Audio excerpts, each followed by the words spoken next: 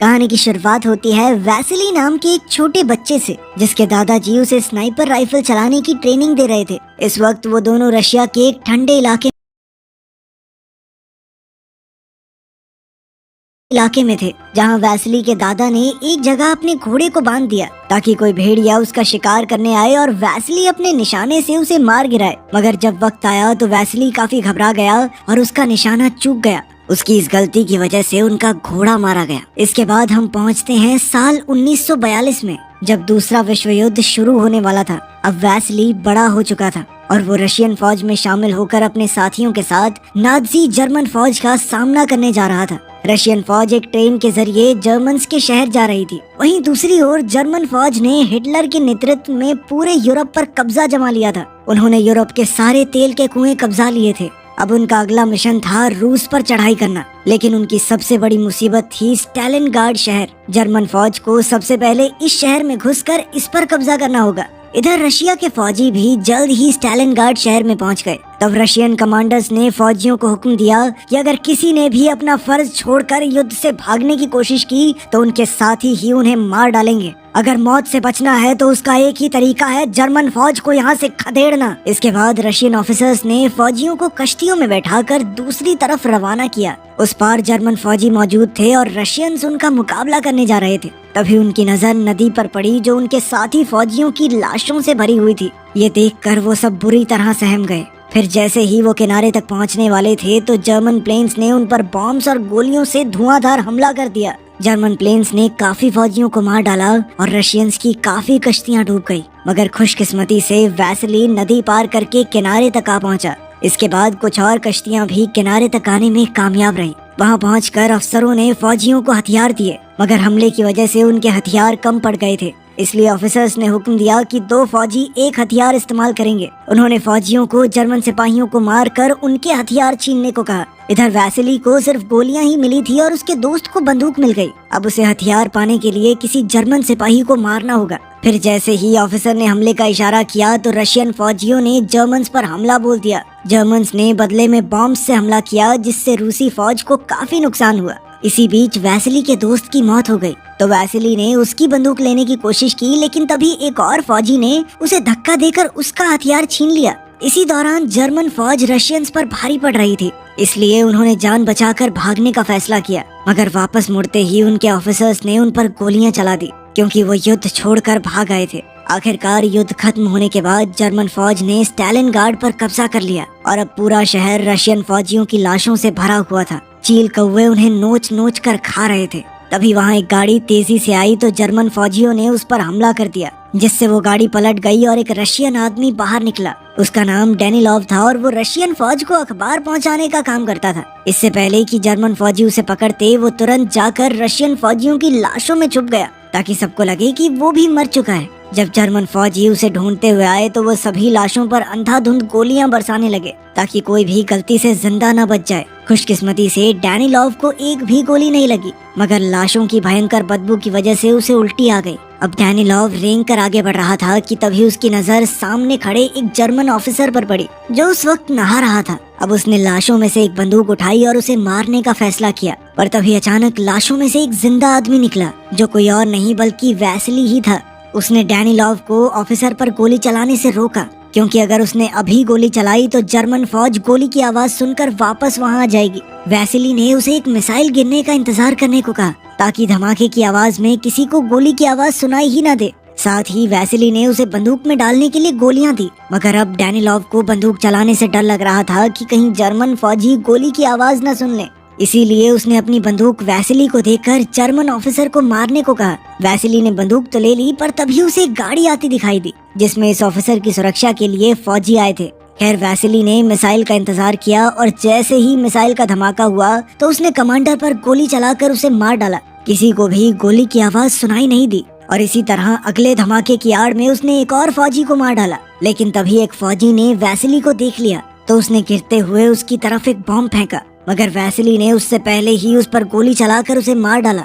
अब वहाँ आखिरी फौजी बचा था तो वो बाकियों को खबर करने के लिए दौड़ा, मगर वैसिली ने खड़े होकर बिना चूके उसे भी गोली मार दी। डेनिलोव उसकी निशानेबाजी और बहादुरी से काफी प्रभावित हुआ। फिर वो दोनों रशियन फौज के हेडक्वार्टर्स पर पहुंचे, जहां डैनिलोव ने अखबार में वैसिली के बारे में एक आर्टिकल लिखा, जिसमें उसने बताया था कि कैसे वैसिली ने 4 जर्मन फौजी और 1 जर्मन कमांडर को मौत के घाट उतार दिया। ये देखकर वैसिली भी अंदर ही अंदर काफी खुश हुआ। तभी वहाँ रशियन लीडर स्टालिन का खास आदमी क्रुश्चेव आया। वो रशियन कमांडर से काफी नाराज था, क्योंकि उसने रशियन सिपाहियों को जर्मन्स के हाथों मरने के लिए मौत के मुंह में धकेल दिया था। क्रुश्चेव ने उससे कहा कि अगर स्टालिन को पता चला कि उसने रशियन फौजियों के साथ क्या किया है तो वो उसे कुत्ते की मौत मारेगा, इसीलिए बेहतर यही होगा कि वो चुपचाप यहाँ से भाग जाए। फिर जैसे ही क्रुश्चेव कमांडर के ऑफिस से बाहर आया तो सभी फौजियों को गोली चलाने की आवाज सुनाई थी और वो समझ गए कि कमांडर मर चुका है। अब क्रुश्चेव ने ऑफिसर्स से फौजियों का हौसला बढ़ाने का तरीका पूछा,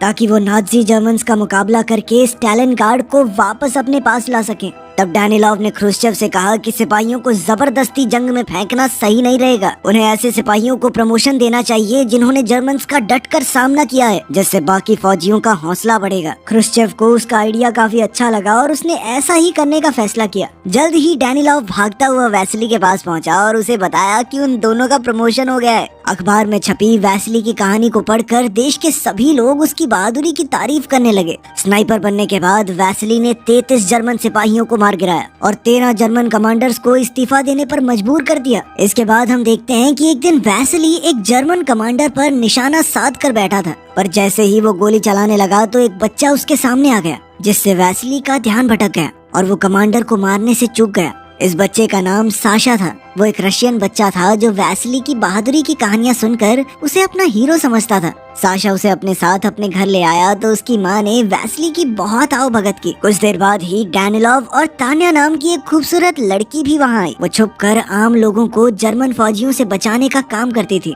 वो साशा की पड़ोसन थी और जर्मन भाषा बहुत अच्छे से जानती थी। जब डैनिलोव ने उसे पहली बार देखा तो तान्या पर उसका दिल आ गया, मगर तान्या वैसिली की बहादुरी के कारण उसे पसंद करती थी। खैर, इसके बाद हम जर्मन कमांडर को देखते हैं जिसने दुनिया के सबसे बेहतरीन स्नाइपर को इनविटेशन भेजा था। उसका नाम था क्विन। जब क्विन वहाँ पहुँचा तो जर्मन मिलिट्री हेडक्वार्टर्स के कमांडर ने उससे मुलाकात की और उसे बताया कि एक रशियन स्नाइपर ने उनके कई सैनिकों को मार डाला। अब उसने क्विन से कहा कि जल्द से जल्द इस रशियन स्नाइपर को खत्म कर दो। क्विन तुरंत ही अपने काम पर लग गया, जिसके बाद ये खबर फैल गई कि एक जर्मन स्नाइपर ने जबरदस्त निशाने से 5 रूसी फौजियों को मार गिराया। वहीं दूसरी ओर वैसिली सो रहा था तो उसके दोस्त ने उसे जगाकर बताया कि स्टोरेज की जगह पर कोई परेशानी है। उसने वैसिली से कहा कि उन्हें बाहर जाकर इस मुसीबत का हल करना होगा। जब वैसिली 2 लोगों के साथ बाहर गया तो उसे खिड़की के पीछे एक आदमी सोता दिखाई दिया। उसने उस पर निशाना लगाकर गोली चला दी और अपने एक साथी के साथ उसे देखने गया। उसका दूसरा साथी अभी भी नीचे ही था, पर जैसे ही वो दोनों वहाँ पहुँचे तो उन्होंने देखा कि ये कोई आदमी नहीं बल्कि पुतला था। इसी दौरान एक जर्मन स्नाइपर ने नीचे वाली मंजिल पर रह गए उनके दोस्त को मार गिराया। तभी वैसिली की नजर जमीन पर पड़ी एक सिगरेट पर गई और उसे एहसास हुआ कि यहाँ कोई और भी मौजूद है। इसी दौरान जर्मन प्लेन्स ने स्टालिनग्राड शहर पर बॉम्ब्स और मिसाइल्स से हमला करना शुरू कर दिया। ये देखकर वैसिली का साथी डरकर भागने लगा, पर जर्मन स्नाइपर ने चालाकी से उसे भी मार दिया। इधर वैसिली बमबारी के दौरान भी उसी बिल्डिंग में छुपा रहा। इसके बाद हम क्विन को देखते हैं जो अखबार पढ़ रहा था और साशा उसके जूते साफ कर रहा था। उसने साशा को अखबार देकर उसे जर्मन भाषा में समझाने को कहा। साशा ने बताया कि इसमें वैसिली की निशानेबाजी और उसकी बहादुरी के बारे में लिखा है। तब उस नादान बच्चे ने बातों बातों में क्विन को बता दिया कि वो वैसिली का बहुत बड़ा फैन है और वो उससे मिल भी चुका है। वहीं दूसरी ओर वैसिली मिलिट्री हेडक्वार्टर्स पहुंचा, जहां डैनिलोव पहले से मौजूद था। वहाँ उसकी मुलाकात कैलिकोव नाम के एक और स्नाइपर से हुई, जिसने उसी जर्मन स्नाइपर क्विन से निशानेबाजी सीखी थी। जल्द ही वैसिली ने डैनिलोव से मिलकर उसे बताया कि उसके दोनों साथी मारे गए। उसने बताया कि जिस स्नाइपर ने उन पर हमला किया था वो बार बार अपनी जगह बदल रहा था, इसलिए वैसिली उसे पहचान नहीं सका। तब डैनिलोव समझ गया कि ये स्नाइपर कोई और नहीं बल्कि क्विन ही था। डैनिलोव ने वैसिली को बताया कि क्विन उसके बारे में सब कुछ जानता है और उसे ही मारने के मकसद पर यहाँ आया है। फिर अगले दिन वैसिली ने सपने में उसी बचपन वाली घटना को देखा जब भेड़िए ने घोड़े को मार डाला था। तभी अचानक कैलिकोव ने उसे नींद से जगाकर बताया कि अभी उसने एक अंडरकवर स्नाइपर को देखा। अब वो दोनों देखने गए कि माजरा क्या है तो पता चला कि वहाँ दुश्मनों का हमला हुआ था, इसीलिए वो तुरंत बिल्डिंग से बाहर आ गए। उसी दौरान जर्मन फौजियों ने उन पर तीर चला दिए, पर खुशकिस्मती से वो बचकर भाग निकले। इसके बाद वैसिली ने सिग्नल की तारें काट डाली ताकि जर्मन फौजी हेडक्वार्टर्स में फोन करके और फौजियों को ना बुला सकें। फिर वो एक जगह से दूसरी जगह भाग रहे थे कि तभी उनकी नजर एक जर्मन फौजी पर पड़ी जो सिग्नल की तार ठीक करने की कोशिश कर रहा था। लेकिन ये कोई जर्मन फौजी नहीं, उनका ही एक साथी था जिसे क्विन ने पकड़कर जर्मन फौज के कपड़े पहनाकर इस काम पर लगाया था। और कैलिकॉव ने गलती से अपने ही एक साथी को मार डाला क्योंकि उसे लगा कि वो जर्मन सिपाही है। अब कैलिकॉव और वैसिली फिर से अपनी जगह बदलने वाले थे, पर उससे पहले उन्होंने ये देखा कि क्विन आसपास तो नहीं है। तो उन्होंने एक प्लान बनाकर अपने हेलमेट निकाल लिए ताकि क्विन हेलमेट पर निशाना लगाए और वैसिली को उसकी लोकेशन का पता चल जाए। लेकिन क्विन ने उस पर गोली नहीं चलाई तो उन्हें लगा कि क्विन आसपास है ही नहीं। अब जैसे ही वो लोग दूसरी जगह पर कूदे तो क्विन ने कैलिकॉव को मार गिराया और वैसिली जैसे तैसे अपनी जान बचाकर हेडक्वार्टर्स में लौट आया। उसने डैनिलॉव से कहा कि वो क्विन को नहीं मार सकता क्योंकि वो उससे बहुत बेहतर स्नाइपर है, मगर डैनिलॉव ने उसे हौसला देकर कहा कि वो क्विन के बारे में उसे पूरी खुफिया जानकारी लाकर देगा। ये सुनकर वैसिली को थोड़ा हौसला तो आया। वहीं दूसरी तरफ क्विन ने उस छोटे बच्चे साशा को मिठाइयाँ देकर उससे वैसिली के बारे में सारी जानकारी इकट्ठा कर ली। इसके बाद क्विन चुपचाप उस बिल्डिंग में पहुंच गया जहां वैसिली आने वाला था और वहीं छुपकर उसका इंतजार करने लगा। इधर वैसिली भी इतना तो समझ ही चुका था कि क्विन छुपकर उस पर हमला जरूर करेगा, इसीलिए वो वेंटिलेशन पाइप्स के जरिए आगे बढ़ने लगा। तभी क्विन को पाइप्स में से आवाज सुनाई दी तो उसने अंदर जो भी है उसके बाहर आने का इंतजार किया। जैसे ही वो बाहर आए तो क्विन ने वैसिली के साथी को मार डाला और वैसिली किसी तरह बचते हुए एक इंजन के पीछे छुप गया। साथ ही हड़बड़ाहट में उसके हाथ से बंदूक छूट गई। उसने अपने जख्मी साथी को हेडक्वार्टर्स वापस लौट जाने को कहा। फिर उसने एक चाकू को रस्सी से बांधकर अपनी बंदूक वापस खींचने की कोशिश की, पर उसी पल अचानक क्विन ने गोली चलाकर उसकी रस्सी के ही 2 टुकड़े कर दिए। उसी समय जर्मन आर्मी के प्लेन्स ने वहां बम धमाके शुरू कर दिए, जिस वजह से बिल्डिंग में चारों ओर से कांच गिरने लगा। उनमें से एक कांच में वैसिली की झलक दिखाई दे रही थी तो क्विन उस पर ध्यान से नजर रखने लगा।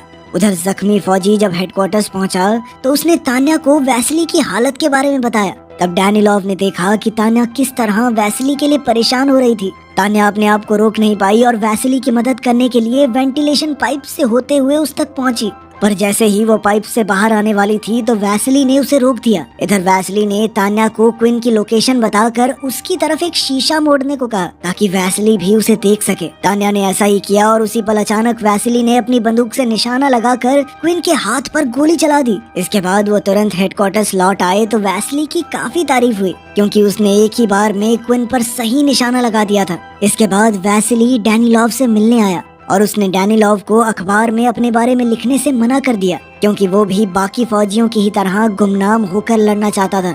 इस पर डैनिलॉव ने कहा कि तुम कोई आम फौजी नहीं बल्कि एक बेहतरीन स्नाइपर हो और जब बाकी फौजी तुम्हारी बहादुरी के किस्से सुनते हैं तो उनमें जोश भरता है उससे। इसके बाद डैनिलॉव ने साशा को बुलाया जो उनके लिए जासूसी कर रहा था। साशा ने वैसिली को बताया कि जब वो क्विन के जूते साफ करता है तो उसे पीली धूल दिखाई देती है। इस तरह की मिट्टी खास तौर पर सिर्फ केमिकल फैक्ट्री में ही मिलती है। साशा रशियन फौज के लिए क्विन की जासूसी करके बेहद खुश था, मगर वैसिली को डैनिलॉव पर गुस्सा आया कि ये तो छोटा बच्चा है, इसे तो नहीं पता तू इसकी जान खतरे में क्यों डाल रहा है। खैर बाद में साशा वैसिली को उस केमिकल फैक्ट्री में लेकर गया जहाँ क्विन जाया करता था। जल्द ही वैसिली लाशों के ढेर में छुपकर क्विन का इंतजार करने लगा, मगर थोड़ी देर बाद वो वहीं सो गया। इस दौरान क्विन बिल्कुल उसके सामने से गुजर गया, मगर वैसिली क्या करता, वो तो सो रहा था। वहीं दूसरी ओर जर्मन फौज ने शहर पर हमला बोल दिया था। एक जर्मन फौजी मर चुके फौजियों के पर्स चुरा रहा था तो अचानक क्विन की नजर लाशों में पड़े वैसिली पर पड़ी। उसने वैसिली पर गोली चलाने की कोशिश की लेकिन वो सिपाही उसके निशाने के बीच आ गया। बाद में जर्मन फौज ने उस चोर को पकड़ लिया। उन्हें चोर के पास वैसिली का पर्स मिला था जिसका मतलब ये था कि वो पहले ही मर चुका है। जिसके बाद अब क्विन के यहाँ रहने का कोई मकसद नहीं था तो कमांडर ने उसे अपने बैग पैक करने को कहा। वहीं दूसरी ओर जब रशियन कमांडर को वैसिली की मौत की खबर मिली तो वो बौखला उठा, पर तभी डैनिलॉव ने आकर उसे समझाया कि वैसिली अभी जिंदा है। कमांडर ने कहा कि अगर फौज तक वैसिली की मौत की झूठी खबर भी पहुंच गई तो उनकी हिम्मत टूट जाएगी। इसलिए कमांडर ने डैनिलॉव को अखबार में वैसिली की तस्वीर छुपाने का हुक्म दिया। इसके बाद हम देखते हैं कि डैनिलॉव ने तान्या से कहा कि वैसिली हेडक्वार्टर्स में वापस नहीं लौटेगा। तो तान्या ने पूछा कि ऐसा क्यों, मगर डैनिलॉव ने उसे ये नहीं बताया कि वैसिली ने ही अपनी मौत की खबर फैलाई है। और तान्या ने जब थोड़ी देर बाद जर्मन रेडियो पर वैसिली की मौत की खबर सुनी तो वो बहुत ज्यादा परेशान हो गई। वहीं दूसरी ओर क्विन साशा से अपने जूते साफ करवाने गया तो साशा वैसली की मौत की खबर सुनकर रो रहा था, लेकिन क्विन ने उसे समझाया कि रो मत बच्चे, वो जिंदा है अभी। खैर फिर उसने साशा से कहा कि अभी तो तुम घर चले जाओ, कल सुबह ट्रेन के टाइम पे आ जाना। और कुछ देर बाद ही साशा ने ये ट्रेन वाली खबर डैनिलोव तक पहुंचा दी। फिर अगली सुबह वैसली भी ट्रेन स्टेशन पहुंचा तो उसे तान्या दिखाई दी। वैसली उसे देखकर चौंक गया और पूछा कि तुम्हें कैसे पता मैं यहाँ हूँ, जिस पर तान्या ने बताया कि मुझे तो साशा से पता चला। तान्या ने भावुक होकर कहा कि जर्मन रेडियो पर तुम्हारी मौत की खबर चल रही थी, पर मैं जानती थी कि तुम जिंदा हो। इसके बाद वो दोनों एक दूसरे के करीब आ गए। उधर साशा वैसली से मिलने ट्रेन स्टेशन पहुंचा, पर क्विन पहले ही उसका इंतजार कर रहा था। क्विन ने हिसाब लगा लिया था कि ये बच्चा रशियन जासूस है। कुछ ही पलों में तान्या ने अपनी दूरबीन से इतना खौफनाक मंजर देखा कि उसके रोंगटे खड़े हो गए। उसने देखा कि उस मासूम बच्चे की लाश बुरी तरह से एक पाइप से लटक रही थी। वो समझ गई कि क्विन ने ही उसे मारा होगा। साशा की मौत से तान्या को गहरा सदमा लगा, मगर वैसली ने उससे वादा किया कि वो क्विन को मारकर साशा की मौत का बदला जरूर लेगा। इसी दौरान जर्मन फौजी शहर में आ घुसे तो रशियन फौजियों ने साशा की मां को कश्ती में बैठाकर नदी के उस पार जाने को कहा, मगर उसकी मां कहने लगी कि वो अपने बेटे के आने से पहले कहीं नहीं जाएगी। तब डैनिलोव ने उसे झूठ कह दिया कि साशा रशिया को धोखा देकर जर्मन फौज में शामिल हो गया है, पर उसने ये नहीं बताया कि साशा की मौत हो चुकी है। इसके बाद जब वो सब भाग रहे थे तो एक मिसाइल सीधा तान्या के पास आ गिरी और वो बुरी तरह जख्मी हो गई। तब साशा की मां तान्या को एक कश्ती में ले गई ताकि वो हॉस्पिटल में उसका इलाज करवा सके, और उस बेचारी ने अपने मर चुके बेटे के लिए एक नोट छोड़ा कि उस पार जा रही हूँ, जैसे ही मौका मिले तो तुम भी नदी पार करके उधर आ जाना। वहीं दूसरी ओर डैनिलोव वैसली के पास पहुंचा, जो ट्रेन स्टेशन पर क्विन का इंतजार कर रहा था। डैनिलोव ने उसे खबर दी कि तान्या की मौत हो चुकी है, जिस पर वैसली फूट फूट कर रोने लगा। इसके बाद डैनिलोव ने क्विन को ढूंढने के चक्कर में अपनी जान की बाजी लगा दी ताकि बाद में वैसली उसे मार सके। क्विन को तो लगा कि उसने वैसली को मार दिया है, इसीलिए वो नीचे चेक करने लगा, लेकिन तभी उसने देखा कि वैसली सामने से उस पर बंदूक ताने खड़ा था। अब क्विन अपनी मौत के लिए तैयार हो गया और उसने मरने से पहले वैसली की बहादुरी के लिए उसे सैल्यूट किया। आखिरकार वैसली ने उसे मार डाला और फिर क्विन की बंदूक उठाकर डैनिलोव की कुर्बानी के सम्मान में उसकी लाश पर रख दी। इस घटना के 2 महीने बाद रशियन फौज ने जर्मन्स को हरा दिया। बाद में वैसली हॉस्पिटल पहुंचा तो उसने देखा कि तान्या जिंदा थी। वो उसे देखकर बेहद खुश हुआ। बाद में रशियन फौज ने वैसली के सम्मान में उसकी बंदूक को स्टालिनग्राड म्यूजियम में रखवाया और उधर वैसली और तान्या ने एक दूसरे से शादी करके एक अच्छी जिंदगी बिताई। वीडियो पसंद आई तो लाइक कर देना, चैनल को सब्सक्राइब कर लेना। मिलते हैं अगली